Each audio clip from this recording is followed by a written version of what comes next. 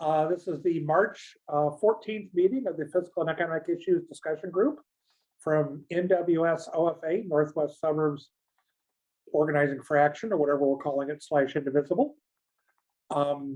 This group is about getting the facts, understanding what the reality is, and then using those facts to develop arguments in support of positions and communicate those to your audience, whether that audience is on Twitter, whether it's on Facebook, whether it's in person, but give you the facts to go ahead and present to a group. We're going to cover a few things today: the labor market, the federal budget, economic statistics, including GDP growth and inflation. We'll talk about energy and sanctions and the impact of those sanctions. And then we'll talk about some, take action steps. We'll also ask you your thoughts on take actions. As always, feel free to put questions in the chat. And if I don't notice them, unmute yourself and shout them out if there's a question you have at some point during the presentation or a comment you want to make. Then just mute yourself again so you don't provide a bunch of background noise. So the labor market, federal budget. So let's go to the labor market. Big job growth in February, 678,000 jobs versus January. And that was an adjusted January number, including the adjustments on December and January. We were up 770,000 jobs versus what had been reported in January. The December number was adjusted up 78,000, January 14,000. We're still about 2.1 million jobs short of our February 2020 peak before COVID hit. But 90+% of the jobs have been recovered, and job creation's running about 568,000 jobs per month since Biden took office. So if we're short 2.1 million jobs, that sounds like in about 4 months, we'll start setting new records for most jobs ever, which is probably a pretty good thing to know and anticipate, because that's something we will have. I don't know, does the math work out to July? March, April, May, June. So yeah, by July, we should know that, and we'll have a few months to celebrate that fact going into the November midterms. Note over in the bottom right about the job gains, we're weighted towards lower paying industries, which weighted down average hourly earnings, but it was still, things are going well, and the job gains were broad-based. The unemployment rate fell from 4% to 3.8%. And again, it was for a good reason, because the labor market grew, but jobs grew by more, or the number of people employed grew by more. We show two different unemployment rates here. The U3 rate is the rate that most people use and think of. This is what we're used to seeing and reporting every month. The U6 rate and the U3 rate is people who didn't work during a month, but actively looked for work during that month or the prior 4 weeks. The U6 rate says you didn't work during that month and you actively looked for work at some point during the prior year. So it picks up more people that way. And then it also picks up the people, I don't remember the exact number, but about 5 million or so people who are working part-time who want full-time work. Now, most of the 27 million or so people that are working part-time want part-time work, whether they're students, senior citizens, parents, whatever, but, or, Chicago Public School teachers or tutors like me. But, there's also a portion of that group who are working part-time that want full-time work. And so they're counted as unemployed in the U6 rate, even though they're counted as employed in the U3 rate. The 3.8% is a historically low rate. Note from the chat, underemployed could mean a number of different things. It could be somebody who doesn't have the hours they want. It could be somebody who's got a, graduate degree that can't find a job other than a waitress during certain economies. I would consider the people who are working part-time that want full-time work to be underemployed. Historical average for the unemployment rate is 5.8%. So 3.8% is pretty darn low. It was a little lower back at the end of 2019, beginning of 2000, was at 3.5%. But it's in that ballpark right now. And this is what I was talking about with the unemployment rate going down, is that the population went up 122,000. The people in the labor force went up 304,000. So by a couple 100,000 more than the population.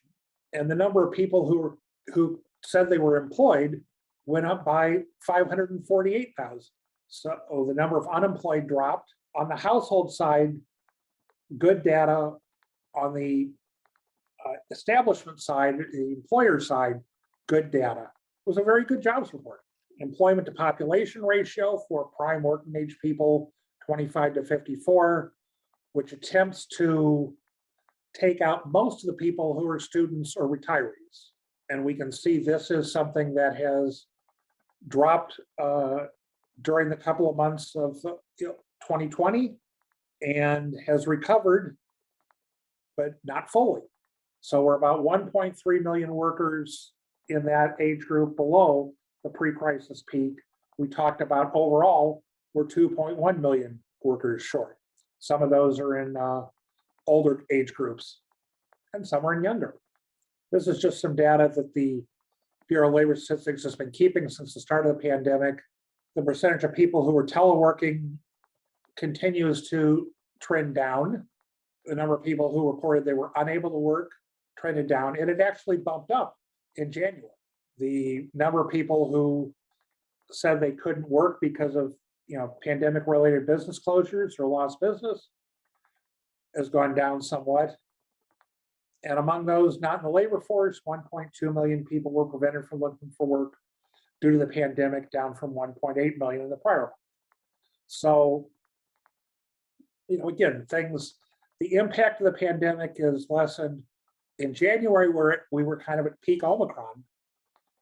Now Omicron seems to be subsiding, and we all hope that we don't end up getting it or getting it again as we relax the restrictions and take off our masks, or other people take off their masks around us.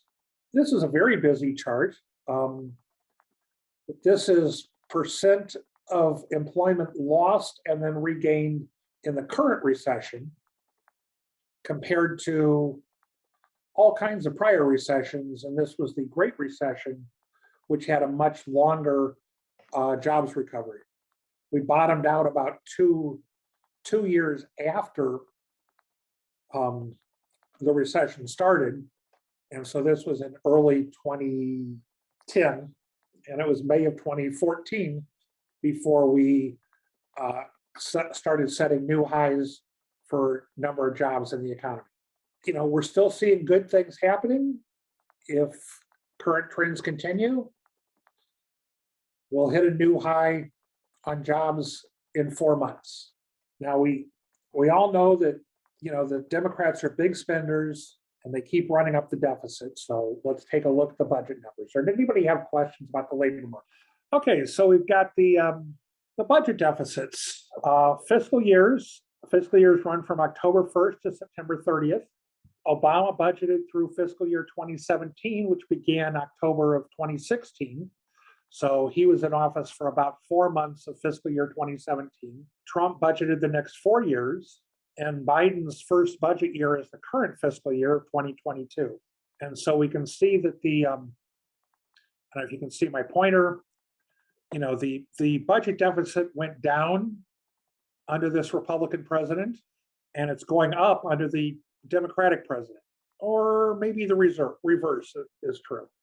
We're actually looking like we will probably see a drop of about $1.5 trillion in the deficit in Biden's first budget year. Not entirely, Biden's policies. Under Trump and Biden, we enacted about $5 trillion worth of stimulus to help, people in this country get through the downturn, lost jobs, et cetera. And most of those benefits are going away, which is why the deficit's getting cut. This is from last July. So it had an estimate for fiscal year 2021 of a $3.0 trillion deficit, it actually turned into a $2.8 trillion deficit, or 2.7 something. But it still was up around 3 trillion in Trump's last two budget years. And it's going to come down close to $1 trillion, projected to go under $1 trillion in the next 3 budget years after the current one. This does not include the infrastructure bill that passed. It includes everything else, including the American Rescue Plan from a year ago in March.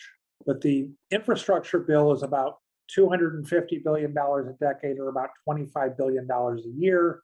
So it's not going to add substantially to the deficit. The Build Back Better reconciliation bill of various sizes was generally going to be paid for with taxes. And so if that had happened, it would not have added much to the deficit. And the fact that it doesn't look like much of that bill is going to get passed means it won't add much to the deficit at all. Hey, Carl. Yes. A question for you on these budgets. Are these the actual money that is spent, or is this the money that has been passed in legislation, approved but not spent? Actual is what got spent, what revenue actually got collected. The forecasts are the best forecast of what will actually happen based upon current law and what we think is happening in the economy. Thank you. And looking at it on a micro basis, David put together a 5-month budget deficit just to have an odd amount of months. Anyhow, so the first 5 months of a fiscal year, which shows that obviously a year ago in fiscal 2021, we'd had $1 trillion deficit already. Now we're under $500 billion. And again, it's just showing similar to what the overall thing said, which is that majority of the deficit should go away this year unless something really bad happens with Russia. And then all bets are off. So all these monies that are being approved for Ukrainian military supplies, etc., is that will hit the budget as the next couple of months go on, but it's not reflected in these, right? It's not reflected in these numbers. It will hit the budget. But those numbers are like 20 billion versus seems like a lot. 20 billion is a big number until you compare it to 5,500 billion. What percentage increase is that? Less than 1%? Another comment in the chat. We've been operating on continuing resolutions. We've passed budget numbers. What impact will the omnibus bill have on these numbers? Typically, once we get to the point where we pass an omnibus bill, or we just get too late in the year on continuing resolutions, the Congressional Budget Office will go ahead and update their projections in the first quarter of the year. So I would expect that either later this month or early in April, we will see revised numbers, a chart that looks like this, that reflects actual numbers in 2021 and revisions to these numbers to reflect the Congressional Budget Office's best understanding of what is happening as of that date, or as a practical matter, as of a couple of weeks before the date they published the report, because it can't be totally up to the minute. So economic statistics, like David's chart here, but jobs were up in the 13 months that President Biden's been in office. We're up 7.4 million. By comparison, years, best economy ever, we were up 6.5 million jobs. So in 13 months, we are up many more jobs. And in Trump's 4 years, we were, of course, down about 2.8 million jobs. The unemployment rate, when he took office, it was 6.4%. It's now down to 3.8%, which is a nice big drop. When President Trump took office, the unemployment was 4.7% in Obama's last month. And of course, it was 6.4% when he left office, having come down to 3.5% after 3 years. The number of unemployed has dropped in the last year, 13 months. Real GDP level is up 3.9% in the first 3 quarters. We had a discussion last time, and that you measure a president's GDP growth from the first quarter when he takes office. And we won't have first quarter 2022 GDP numbers until the end of April. So until then, we're just dealing with three quarters of growth, 3.9%, which is about 5.3% on an annualized basis. Although there's a number of reasons to think that we may not hit quite that growth rate in the first quarter of 2022. Because real GDP is after inflation, and inflation is a big number. Inflation's up to 7.9% for 12-month inflation in February. My going out on a limb projection is that it will go up in March because gas prices have been exploding. Last week, the price of crude oil, the Brent crude went over $130 a barrel. The West Texas, I think, was up around 127. On the other hand, this morning or this afternoon, West Texas crude's about $101 a barrel, and the Brent crude is similarly dropped over 20%. So assuming nothing else happens, April inflation numbers may come down. But because of when they measure the inflation in the first half of March, I expect that the March number will be a big number before the April number is a smaller number. Wages are up 7% compared to inflation being 7.9%. The budget deficit is coming down, as we talked about from the prior charts, from 2.8 trillion to 1.2 trillion. So coming down about 1.6 trillion. Stock markets, Wall Street, not going to really worry about it. It's a good number, don't get me wrong. It just doesn't affect, in a big way, that big a percentage of the population. Debt held by the public is going up. When we had a $2.8 trillion deficit in the fiscal year that ended in September, the fact that the budget deficit debt has gone up by 2.10 trillion, not a big surprise. Any questions about this chart? It's a very nice, handy chart that you may want to reference. 2 questions in the chat. Let's go look. Is there a detailed breakout of inflation by line item? Yes, it's coming up. Okay. So we talked about the 7.9% for the year. This is the increases in individual months. And so last summer, they teased us that inflation was going to come down, and then it didn't. We talked about gas, shelter, and food are the largest contributors. So the 12-month change in the CPI, again, it was a low number when President Biden took office. The blue includes volatile food and energy prices. The red excludes them. So it's not quite as high a number, but it's still a pretty big number. Among the other things driving this are used vehicles. And this may be what we're talking about, the percent change in the CPI by different categories. The big changes are energy prices that have gone up 25.6%, including gas has gone up 38% year over year. Various other energy prices have gone up in double digits. Used cars and trucks have gone up 41%. Well, they actually came down a little bit in February. Food prices are up at about the rate of the overall rate of inflation. So they're not crazy like the energy prices, but they're still, pretty darn high. Apparel has actually started to go up. Medical commodities and medical care services are at about 2.5%.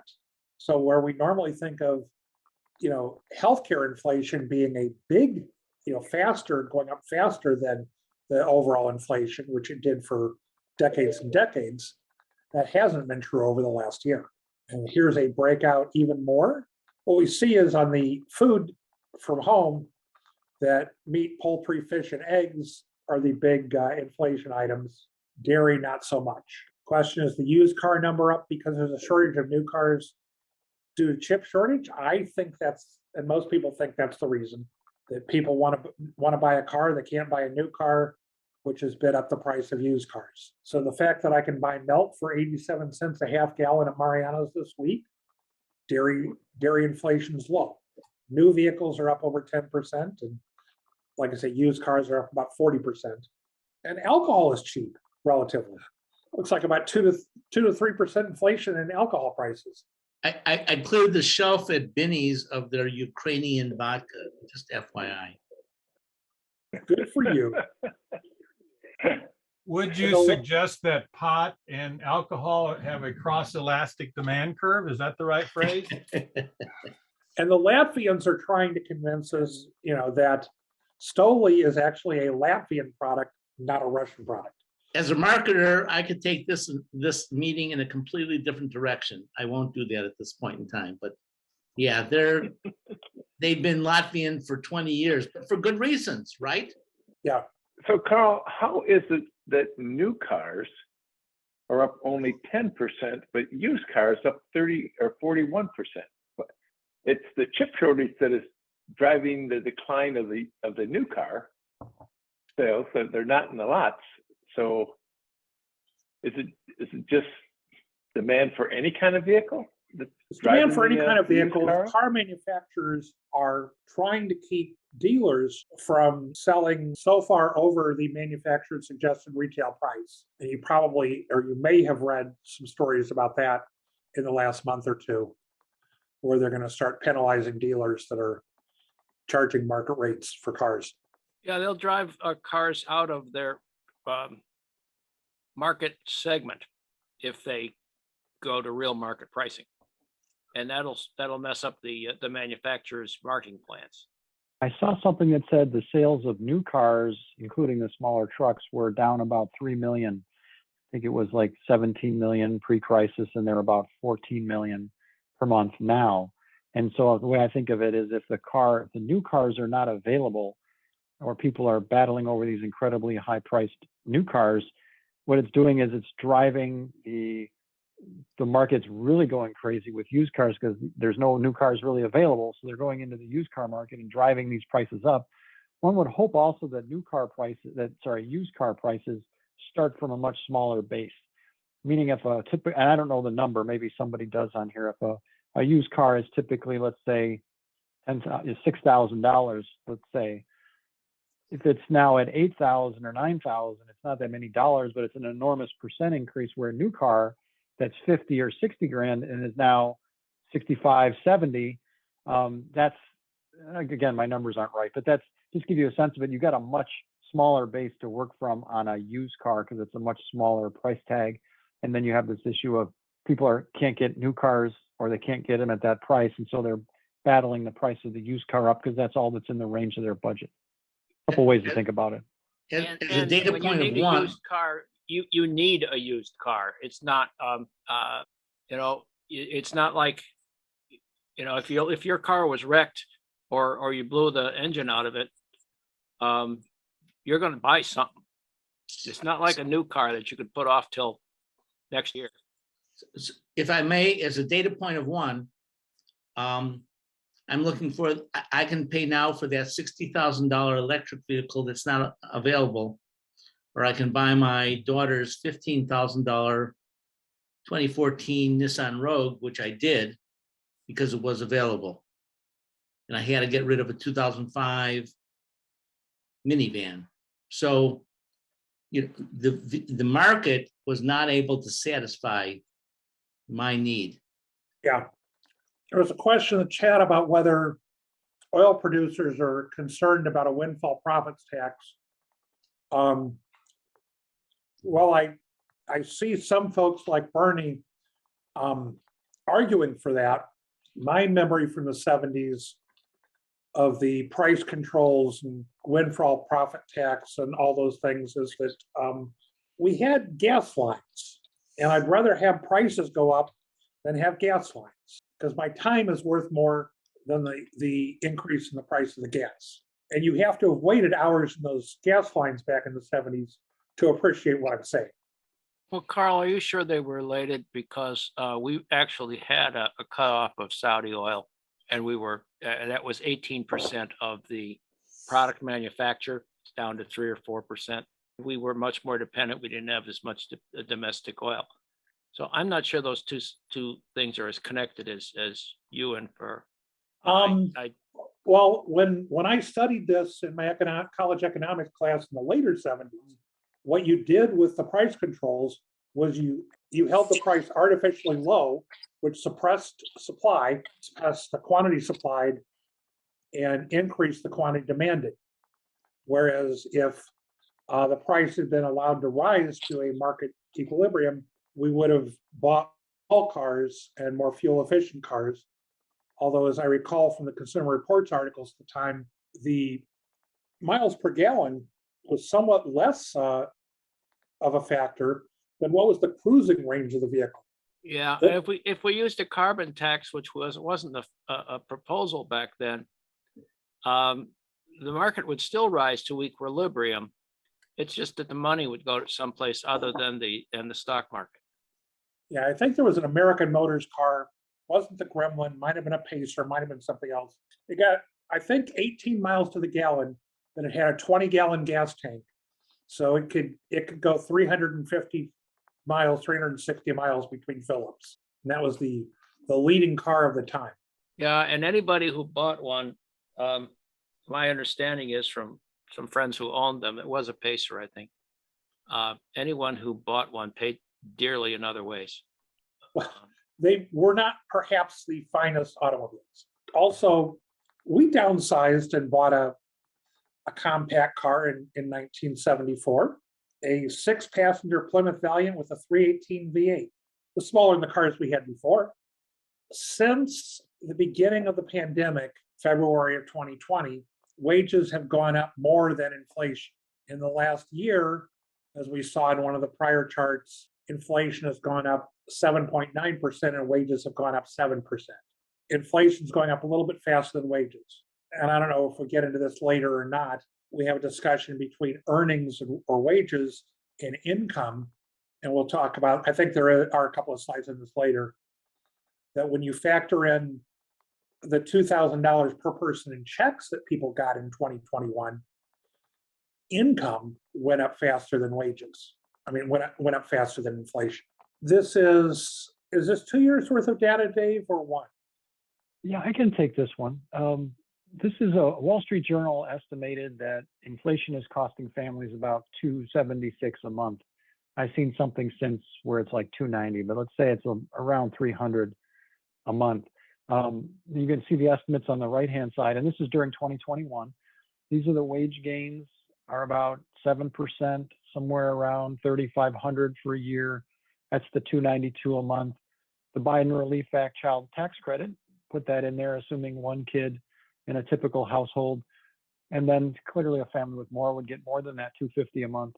And then the Biden Relief Act check of $1,400 divided by 12 is at $117. Carl mentioned that there's also a check that Trump paid $600 in January, which is not on here, which would be divided by 12 would be another $50. The point being that when you look at wage gains on average, the Relief Act and the checks, or the Relief Act, including the two types of checks, maybe even a third with Trump, you know, the income is much, much higher per month than inflation.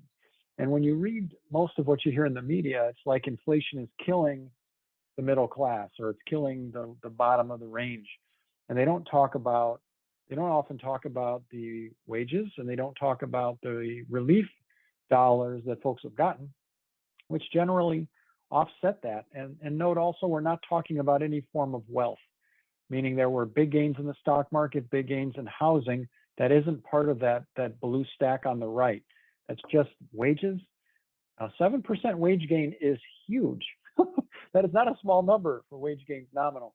And the Biden Relief Act was big. These are significant amounts of money that are coming to households. Now, the child tax credit, we have to be careful with that. The checks were paid every month, July to December, and then you will get the other 6 months of it when you file your tax return in March. So technically, you're still getting that benefit, although it looks a little funny because there won't be a check in January, February, and I guess in March, you'll get a big check in April, in theory, with your tax return. So that is one way to think about this. One point is, when you look at the media, I've been joking this week on Twitter that inflation is like but inflation has become the new but her emails. If you remember Hillary Clinton, everything in the news was email. They couldn't get away from it and talk about how much more qualified she was or anything else. It was just email, email, email. And so this is kind of like the financial press talks about is inflation, inflation, inflation. And so part of what you're seeing in this presentation is an attempt to say, hey guys, inflation is painful, no doubt, but there are wage gains going on here. It's not all inflation. There are wages going up. And in fact, wages are probably part of why we have inflation. And then also you've got the Relief Act checks. So not all is bad. Okay, good. This is another way to look at it, and this was an article in the Washington Post that talked about for different income categories, the green is the additional expense due to higher prices, the yellow is the growth in annual household earnings, the orange dot includes some government benefits. So what we see is that for the lower income people, if you don't include the government benefits, they're falling a little bit behind inflation. But if you include those benefits, they're not falling behind inflation. In fact, their income is exceeding the increase in expenses. And this chart only shows the $2,000 in checks, the 600 Trump check and the 1,400 Biden check. So we're adding essentially $2,000 to that gold bar. So that's where these orange dots are, 2,000 to the right of that, where that gold bar ends. And if you add in the child tax credit, that would even move that further along. So as much as the media narrative is so strong about how people are suffering from inflation, you gotta put it into, they are doing a terrible job of saying, wait a minute, actually people are doing very well. And if you saw, I think it was 2 months ago, we covered it. We had charts that showed the checking accounts of the different income groups. The checking accounts are way, way higher than normal, even still, because of the checks, both of the 1,400 check, the 600, of course, some of the older checks from the prior ones, the CARES Act, and then these child tax credit. I mean, the bottom line is, yeah, there's a few people out there that are suffering that somehow managed to dodge all this. They somehow didn't get the stimulus checks. They didn't get any wage gains. They're not in the stock market or housing, but you're talking about the people that are falling behind that don't, somehow they didn't get all these benefits. You're talking about a very small number of people. The vast majority of people are doing very well with the combination of wage gains and government payments that have come to them because of the Relief Act, which, as we like to point out, Relief Act was Biden's Relief or Rescue Act got zero Republican support. So you got the reason we're at the orange dot here, 600 of that is Trump and 1,400 of that is Biden, adding 2,000 to that gold bar. I would just point out that these dots are one-person households. If you've got a spouse, another 2,000. Oh, that makes a difference. That's a great point, Carl. Yeah, I've got to add that note to that. I'll take my hand down. So, David has a spouse and a kid. I'm a single person, so I'm over here, but so Carl and David, looking forward to just before the midterm elections, is this going to continue, or do the additional benefits dry up over the next 5-6 months? What is that going to look like? Yeah, let's say that, and then Carl can correct me here. I would say that if we don't get any of these orange dots on here, if wages continue to be a little bit behind where the inflation is, so we are, inflation, let's say, is growing 1.5 faster than wages. So maybe in the middle of the year, we're at 10% above where we were last year, and wages are only +8. It's going to look like this chart without the orange dots. It shouldn't look that horribly different, I would think, than this chart. Meaning the bottom, these people that are earning under 20,000 or under 40, even this notice that even the 20 to 39s are okay. It's weird how the 40 to 59s and the 20s, under 20s are the ones that are getting hit here. That's probably, I would think that the distribution would look pretty similar to this at the midterms if we don't get any help, meaning we don't have any of these orange dots anymore. The one caveat to that would be that January, February, March, people with kids are getting the child tax credit. They're going to recall that they're going to file their tax return and get sort of the last I guess it's 6 months really, 6 months worth of it in March. So that's going to help move this. There's going to be an orange dot, a little bit over. That's going to help. But if you say that it's going to look like this, a little bit better if you've got kids, that's probably a fair way to say it. Okay, great. This wonderfully easy to read chart basically says the Europeans have inflation too, and like us, they have big energy inflation. Their all item inflation at 5.8% is a little lower than our 7.9%, but not by that much. And you also have to remember that they start with paying a lot higher gas prices than we do, because they pay an awful lot of it in taxes. So I think I posted something that, Germany is paying about $9 a gallon for gas. Norway's paying about $11 a gallon for gas. Their percentage increase on gas prices may not have gone up as much as ours. Their actual dollar value has probably gone up as the same amount. Carl, this is Jay. Yes, I see a comment in the chat that I'm starting to read. This is a different one based on your most recent thing. I would observe that the Germans were paying way more for gas when I lived there from 90 to 91, which is a really long time ago now. But I would just share with you that our friends that are still in Germany, who are Germans, they had massive investments in solar all through the last 15 years. And so much so that people were getting their solar investment, they would get it back within 5 years, which is amazing. I know we're looking at solar a little bit, and just, it'll still take 10 years, maybe 8. I got it down to 8 years, but still that's using business depreciation and such. So Yeah. I would just observe that the Europeans have been paying a lot more for gas for a really long time. And for our green energy hopes and for our climate change improvement, man, we need to be catching up and using that money for green investment. And that's my opinion. But our friends in Germany were like, what? You barely get anything? And that would have been about, I think the last time I went over there was like within the past 5 years. So, but still, I just would share with you, like everyday people were buying solar if they had good savings. So they've been paying more for a long time, in my opinion. Yeah, my German cousins, when they come visit us here in the States, well, two things. Number one, they really like the fact that our gas prices are low, even when they're relatively high, like now, $4 to $5 a gallon. Then they have to deal with the fact that, when you look at an atlas, all the states look the same size. And, out on the East Coast, states are like the size of European countries. As you go out west, distances are incredibly long. So you're still paying a fair amount for the gas to cross the state of Texas. It's like paying for the gas to cross the country of Ukraine. Anyhow, Europe has inflation. It's not a unique to the U.S.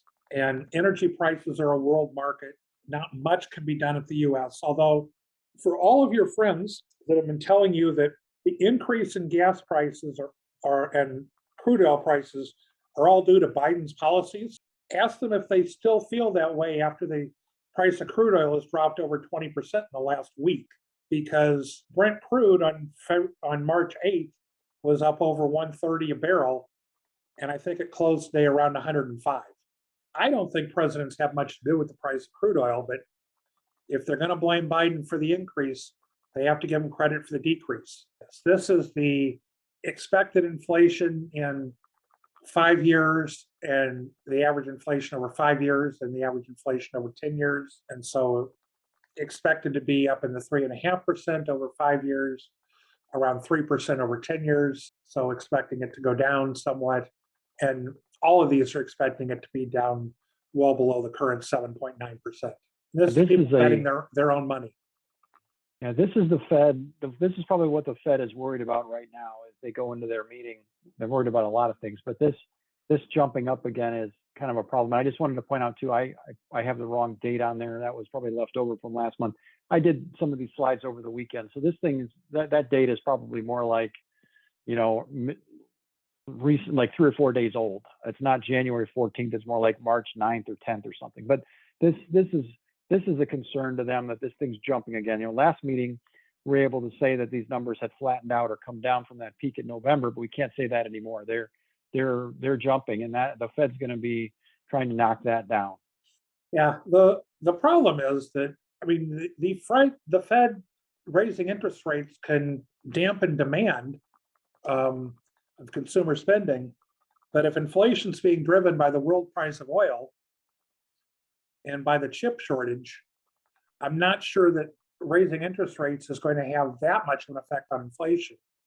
And if they raise interest rates enough to have a serious effect on inflation, I worry it's going to be a repeat of 80 and 81, 82, when we had, Fed raising interest rates caused recessions and loss of jobs. And in my view, I think the inflation is going to moderate itself if the Fed doesn't do much of anything. I'd rather, not have a new recession and a loss of jobs. But again, that's just Do me. you think, I haven't studied this one, they were talking about Paul Volcker today. They had a feature on him, or about, I think he's passed away. It's not a feature on him, but they're talking to the new Fed chair, and he said he'd studied Volcker and thought he was a great public servant. But he gets credit for raising the interest rates tremendously to break the inflation cycle, so to speak. But did the drop off in the price of oil have a great deal to do with that drop off in inflation? I mean, how much credit does Volcker really deserve versus the oil prices coming down? And are they independent phenomena? I don't think that, I mean, peak inflation was probably driven by, oil price inflation and the problems it was Iran then, the Shah of Iran. Just like oil prices are driving peak inflation now. On the other hand, he brought down general price inflation. Oil wasn't the only thing that was causing inflation back at the end of the 1970s. So I think he deserves a fair amount of credit. He doesn't deserve all the credit given that oil was going to, come down anyhow. Because as we deregulated the production of oil, when we got rid of the price controls, American producers decided to produce more because they got paid for it and could make more money. You have to go back and look, but I think that was a deregulation that was started under Carter, like most of the good deregulation. We've got a question on raising interest rates to try to crash the market right before the midterms. I have a healthy conspiracy theory mindset too when it comes to the media, just talking about inflation, not all the other awesome things going on in the economy. So I wouldn't say anything is off the table, but I'm not as worried about that one. Yeah, I don't see the Fed trying to crash the economy by raising interest rates because they're going to get the credit for crashing the economy. They have two missions, one of which is to keep inflation reasonably under control, the other of which is to, maximize employment, maximize output kind of thing within the not terrible inflation. I think we'll get an interesting signal on this in the next couple of days because the consensus view is the Fed's going to raise interest rates by a quarter point. If we see a 50 basis point, meaning 0.5% increase, 100 basis points is 1%. That's just finance speak. So 25 basis points is a quarter point of interest, 50 basis points is a half point. If we see a half point this week, that would make me start to think more along the conspiracy theory lines. They seems like prudently a quarter point would be all they need to do right now. They also have that other lever, which is behind the scenes. They are also during the bond buying in terms of how much bond buying they do, and they have a selection of options of slowing down their bond purchases, or they can stop the bond purchases, or they can actually let their balance sheet shrink, meaning they don't buy bonds at all, even to keep the current level. They just let the balance sheet go away. And that is a very big tool as well. And so while the interest rate is the simpler part and gets all the headlines, what they're doing behind the scenes is another way of seeing how aggressive they're being. And I'm hoping that right now what they've done is they have been fairly moderate in what they're saying they're going to do. We'll see if that changes. There's a lot in the air right now. We'll talk about some of the risks when we go into this energy and sanctions area. We'll get into the Ukraine impact, so they were going to be keeping all that in mind. The fact that there's this war and these supply chain disruptions, and you've heard of China is having a COVID resurgence and they're shutting down some important port cities, which will throw another wrinkle into the supply chain thing. The Fed is also worried about a recession, not just runaway inflation. And so they have to be careful about how fast they move with so many balls in the air, so to speak. So let's hope it doesn't come to this. I do wonder if they start doing 0.5 point increases and emergency intermeeting increases, stuff like that, then this becomes more of a reality. The stock market is not going to react kindly to big interest rate changes. They're not ready for that. I don't think. It's not priced in. Thank you, gentlemen. I'm hoping that we're looking at 0.25%, and the Fed before the Ukraine war might have been thinking 0.5%, but at this point, the Ukraine war is creating enough uncertainty in our economy that I think 0.25 percentage point is as much as they're going to want to do. Some forecasts from a private company, historic numbers for annualized real GDP growth in that quarter, projections for this year and the various quarters, consumption, core consumer price index, which leaves out food and energy, some interest rate targets, and projections of the unemployment rate, 3.8% in the first quarter, heading down towards 3.4% in the fourth quarter. So we could actually have it go lower than President Trump's lowest number before the midterms, potentially. And I'm going to go ahead. I've had a number of people that I've been discussing things with over the last few weeks talk about how oil production has really gone down under Biden. And so I want to share with you oil production by month. What we see is that the last few months of the last half of 2021, oil production was higher than it was in the last half of 2020. Where oil production dropped was in the second quarter of 2020, when everyone stopped driving. And then some folks who are anti-Biden will point to this February number as, oh, that's all Biden's attempts to stop fossil fuels. If you go back and research what really caused this drop, it's that wonderful Texas electric grid that froze, and all the wellheads froze back in Texas back in February of 2021, is what caused oil production in Texas and around the country overall back in February of 2021. So don't let them tell you it's Jim asked a question, what GDP growth did Trump promise?